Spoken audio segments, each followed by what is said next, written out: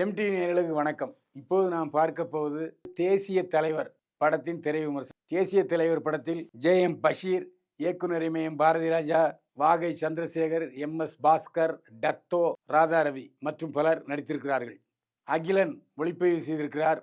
Venkataramanan எடிட்டிங்கை கவனித்திருக்கிறார். மராக்கிள் Michael சண்டை பயிற்சியை கவனித்திருக்கிறார். தினா நடனம் அமைத்திருக்கிறார். இசையமைத்திருக்கிறார் மாஸ்ட்ரோ இளையராஜா. கதை திரைக்கதை வசனம் எழுதி இயக்கியிருக்கிறார் Aravindraj. SSR Sathya, Jennifer Margaret இணைந்து தயாரித்திருக்கும் படம் தேசிய தலைவர். இந்த படத்தில் பசும்பொன் முத்துராமலிங்க தேவர் வாழ்க்கை வரலாற்றை படமாக தயாரித்திருக்கிறார். ஆனால் இது கற்பனை என்று சொல்லியிருக்கிறார்கள். ஆனால் பசும்பொன் முத்துராமலிங்க தேவர் வாழ்க்கையில் நடந்த பல வரலாற்று சம்பவங்களை இந்த படம் நமக்கு நினைவு கூறுகிறது. ஆனாலும் சில விஷயங்களை கற்பனையாக சேர்த்திருப்பது என்னவோ உண்மைதான். அதை நாம் ஒதுக்கிவிடுவோம். ஏன்னா அதெல்லாம் கான்ட்ரவர்சி.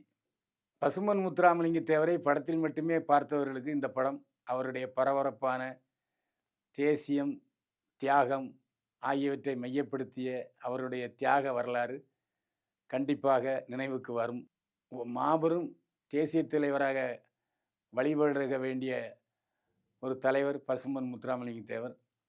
அவரை பற்றி முழுமையாக தெரிந்து கொள்ள தேசிய தலைவர் படத்தை தியேட்டரில் போய் பாருங்கள். இந்த படத்துக்கு ப்ளஸ் பாயிண்ட் மாஸ்ட்ரோ இளையராஜாவின் பாடல்கள் பிரமாதமாக இருக்கிறது.